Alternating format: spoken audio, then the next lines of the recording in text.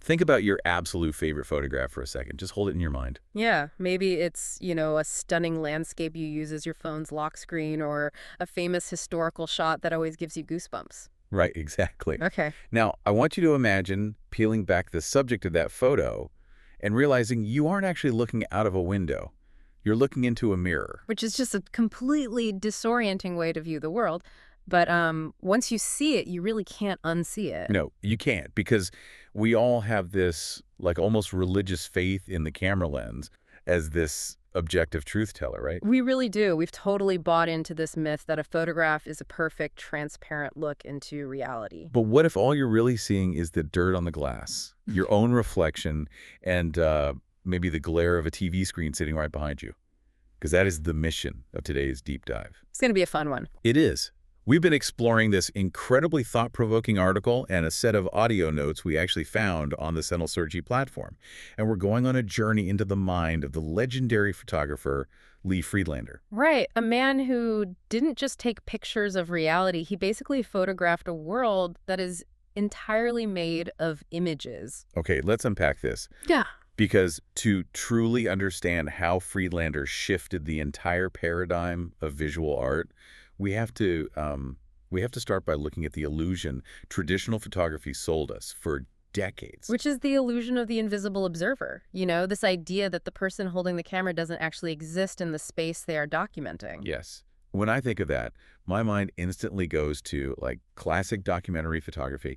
Take Dorothea Lange's famous migrant mother from the Great Depression. Oh, sure. Such a powerful image. Right. You look at the deep worry on that mother's face, the kids burying their faces in her shoulders, and it just hits you right in the chest. It's pure empathy. Exactly. But the photographer herself, she acts like a ghost.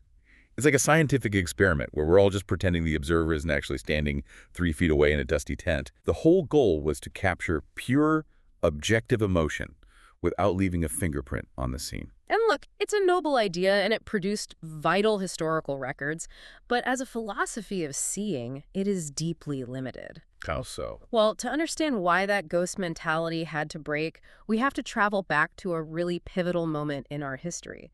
The year is 1967. Okay, setting the scene. We are at the Museum of Modern Art in New York. There is this now legendary exhibition called New Documents. It was curated by John Charkowski. Right, I've heard of this one. Yeah, it featured 3 young, relatively unknown photographers at the time, Diane Arbus, Gary Winogrand, and our focus today, Lee Friedlander. I've always heard art historians talk about that specific show like it was an earthquake. But I'm trying to grasp what the actual fault line was, like what broke. What broke was the camera's supposed neutrality. What's fascinating here is that this was the exact moment photography stopped trying to fix the world's problems and started trying to simply understand the modern world's bizarre nature. That was a huge shift. Huge. The manifesto of that exhibition was a radical departure from the Dorothea Lange era.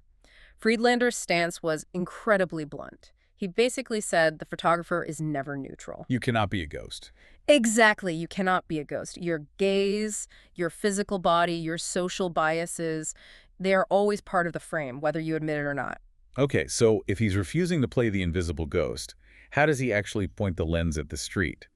Because from our SanalSergi notes, it seems like he does it by flattening the world into this incredibly complex, layered surface. Yes, the surfaces are everything in his work. There's this one photograph detailed in the notes that completely messed with my head.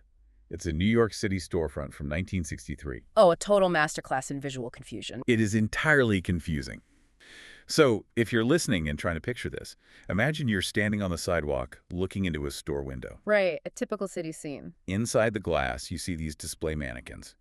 But because it's a bright day and it's glass, you are simultaneously seeing the street, the brick buildings, and the cars behind you reflected on the surface. Which already creates a dual reality. Yeah. And then, caught right in the middle of that reflection, floating between the street and the mannequins, is Friedlander's own silhouette, holding his camera to his face. He literally puts himself in the crosshairs. Yes. You have 3 entirely different realities, the inside, the outside, and the observer overlapping perfectly in one single frame. All occupying the exact same visual real estate. He is taking the 3-dimensional world and just compressing it. I kept looking at it and thinking it's like a panini press. A panini press. I like that. Yeah, like he takes this massive 3D space, the depth of the store going back 20 feet, the depth of the street going back 100 feet, and puts it in a panini press, flattening it all into a single, overwhelming 2D surface. That's a great analogy, actually. But here's where I have to admit my own technical confusion. How is this physically possible? Because if I take my phone out right now and try to take that picture, the computer in the camera forces me to choose. Right, it autofocuses. Exactly. It either locks focus onto the mannequin inside or it locks onto the reflection of the street. The other reality gets totally blurred out. So how does he keep every single layer perfectly sharp? Well, that is the brilliance of his mechanics. He isn't relying on the human eye's natural depth of field, and he certainly isn't relying on a modern smartphone's algorithm. He's actively overriding them. Overriding them how? Friedlander was famous for using a highly closed aperture combined with a wide-angle lens. Okay, stop right there. Break down closed aperture for me because I am not a photography nerd. Fair enough. Think about what happens when you take your glasses off, or if your vision is slightly blurry and you have to squint really hard to read a street sign in the distance. Okay, yeah, I do that all the time. By squinting, you're making the opening of your eye incredibly tiny. This physically forces the scattered light rays into a very narrow directed path, which brings the background into focus. Oh, I see. A camera lens works the exact same way. By closing the mechanical iris of the lens to a tiny pinhole, what photographers call an f/16 or f/22 aperture, Friedlander forces an unnatural amount of the scene into sharp focus. Oh, wow. So it physically overrides how our eyes naturally blur out backgrounds to prioritize what's right in front of us. Precisely. The glass surface that is 1 meter away from his lens and the brick building that is 50 meters away in the reflection are rendered with the same crystalline sharpness. He just destroys traditional perspective. He does. And this technique gave birth to a massive concept in art called the social landscape. The social landscape, meaning what exactly? Historically, a landscape was, Ansel Adams taking a picture of a majestic mountain. For Friedlander, the modern landscape isn't nature. It's a visual machine made of windows, neon signs, chain link fences, and mirrors. And he's placing his own reflection right in the middle of that machine. Oh. But he doesn't just hide in glass reflections like some passive observer, right? Hiding in a reflection is still somewhat passive. That's true. It's subtle. What happens when the photographer stops being an observer and actively weaponizes their presence? Because here's where it gets really interesting. There is an image from 1966, also in New York City, the fur coat photo. Ah, yes. A deeply controversial image, even today. I can absolutely see why. So imagine a woman walking down the street in broad daylight. She's wearing a coat with a light-colored fur collar. She is facing away from the camera, just going about her day. Very mundane. Totally mundane. Except dropped directly onto the back of her coat, right across her shoulders, is this heavy, pitch-black shadow. And that shadow is the unmistakable silhouette of Lee Friedlander holding his camera. It entirely changes the temperature of the scene, doesn't it? It really does. Yeah. I'll be honest, as a modern viewer, looking at this photo feels incredibly uncomfortable. If someone did this today on the street, we would call them a creep. Oh, absolutely. He is literally walking up behind a woman close enough to touch her and dropping his shadow onto her body. It feels like a physical violation of her personal space. That discomfort you're feeling is entirely valid. And more importantly, it is exactly what Friedlander wants you to feel. It is supposed to be invasive. Really? So it's not just a mistake or an artsy flourish? No, not at all. That shadow isn't just a cute artistic signature like a painter signing a canvas. It is a blunt, almost aggressive confession that the photographer is altering reality just by being in it. So he's intentionally making us feel the creepiness of the camera itself. Exactly. We talked earlier about the illusion of the invisible photographer, the ghost. Here, Friedlander forces you to confront the sometimes predatory nature of taking a photograph. Predatory is a strong word, but it fits perfectly. Right, because when you take a picture of a stranger, you are taking something from them.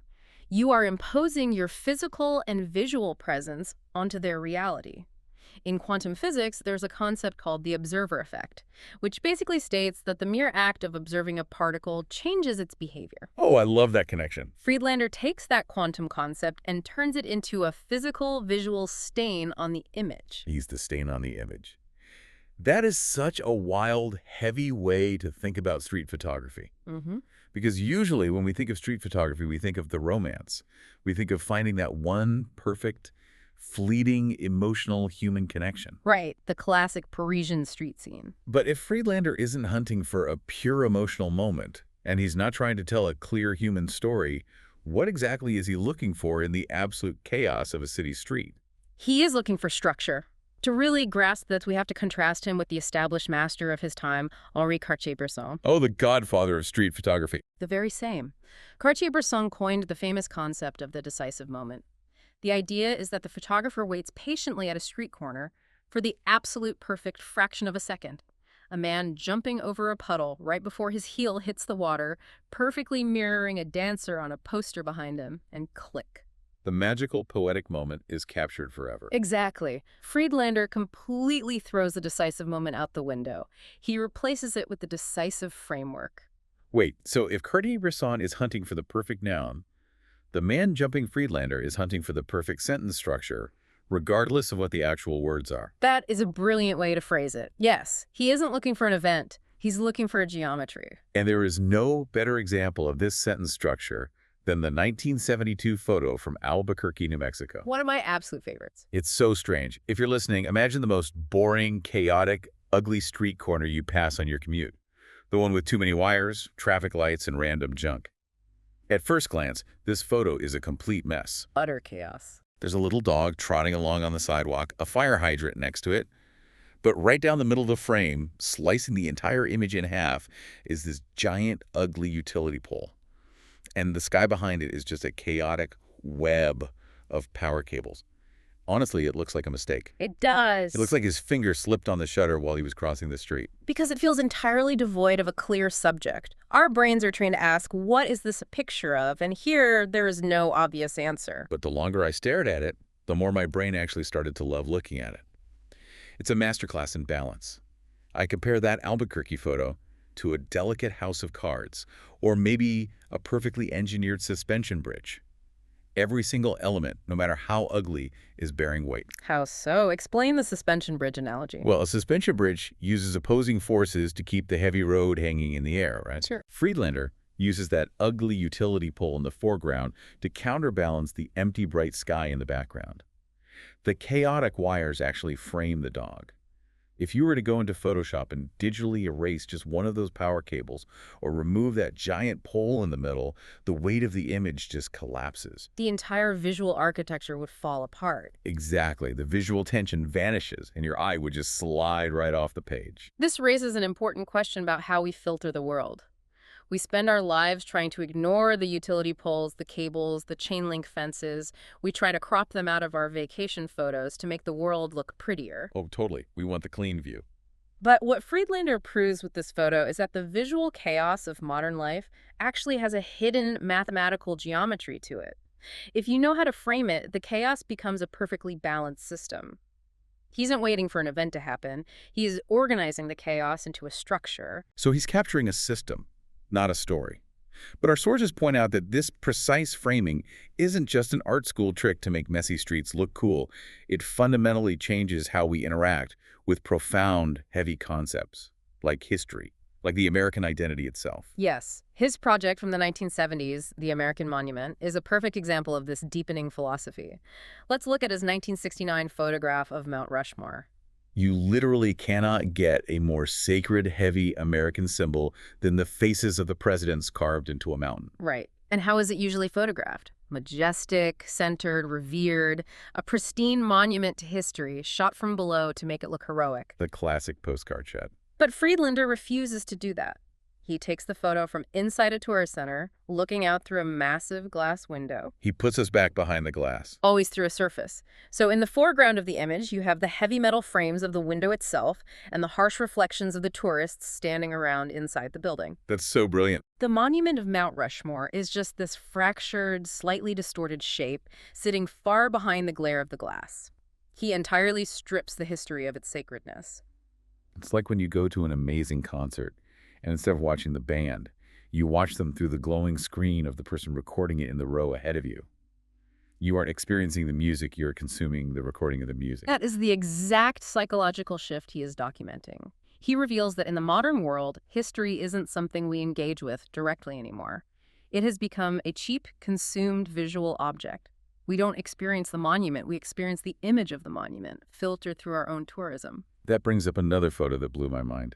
The 1969 Route 9W photo, from his America by Car project. Oh, the mirror shot. Yes. He takes the ultimate romantic American trope, the open road, Jack Kerouac, freedom, and completely subverts it. You're looking out through the windshield of a car, so the road is out there in front of you, but taking up a huge portion of the frame on the left side is the car's side mirror. And inside that mirror, glaring back at the camera, is Friedlander's face. The observer is trapped in the reflection while looking at the landscape. It took me a minute to process, but I realized that in this photo, the car is no longer a vehicle for transportation. In Friedlander's world, the car has become a wearable seeing machine. A wearable seeing machine, that's a powerful idea. Right. You literally strap this metal and glass box around your body, and you view the entire world through its windshields and its mirrors. You never actually touch the environment. You just consume it through the glass while rolling past at 60 miles an hour. If we connect this to the bigger picture, that concept of the seeing machine brings us to why Lee Friedlander is so chillingly relevant right now today. Because he didn't just understand how his generation was seeing the world in the 1960s. He essentially prophesied how we would see the world in the 21st century. Okay, I have to push back a little here. I mean, I'm looking at my iPhone right now. We have augmented reality, virtual reality, TikTok. How does a guy taking black and white photos of car mirrors with analog film in the 60s predict the algorithms of today? It sounds like a stretch, but to understand that, look at a project of his from the 1960s called The Little Screens. Okay, tell me about this one. Friedlander traveled around the country and photographed motel rooms and living rooms, but these are completely empty rooms. There are no actual human beings physically present. Instead, the physical space of the room is entirely dominated by the glowing face of a television broadcaster on a TV set in the corner. So the only person in the room is a phantom made of light on a screen. Exactly. And the way he exposes the film, the broadcasted image of the TV presenter has more visual presence, more weight, than the physical reality of the bed, the chairs, or the walls. That's eerie. The physical room becomes the background, the screen becomes the primary reality. So what does this all mean for us, sitting here right now glued to our devices? It means that decades before smartphones, before Instagram, before we were all staring at glowing rectangles in our hands, Friedlander realized a terrifying psychological truth. He realized that images wouldn't just represent reality anymore, they would replace it. The image becomes the environment. Yes. We no longer interact with the physical world in a direct way. We live inside a system of layered screens and reflections. When you sit at a cafe and stare at a video on your phone, instead of looking at the person across the table from you, you are living in the little screens. When you use a digital filter to augment your face and project it onto a fake beach background, you are living in the layered, overlapping glass of that 1963 New York storefront. He mapped out the architecture of our modern visual lives long before the technology even existed to build it. That is remarkably heavy. And it perfectly brings this whole conversation full circle. The goal of this deep dive was to make sure you listening right now never see a photograph the same way again. And I think we've accomplished that. I think so too. Yeah. We usually think of a camera as a tool to capture the world. But Lee Friedlander didn't just take pictures of the world. He used his camera to prove that the world itself is a system of images. It's all surfaces, it's all reflections, it's all framing. He forces us to stop looking blindly at the picture and start becoming acutely aware of how we are looking. The medium is the message, and the glass is never transparent. The glass is never transparent. I love that. I want to leave you with one final lingering thought to mull over today as you go about your life. Let's hear it. The next time you take your phone out of your pocket to capture a memory of a beautiful sunset or a fun moment with your friends, pay close attention to what happens when you press the lock button. The screen goes black. Look closely at that black glass. You will see your own face, reflected and trapped in the surface, layered perfectly over the faint background of the physical world standing behind you. In that exact moment, you aren't just taking a photo, you are living inside a Lee Friedlander frame. A profound realization. Keep questioning the surfaces around you. Thanks for joining us on this deep dive. Look closer, question the glass, and we'll catch you next time.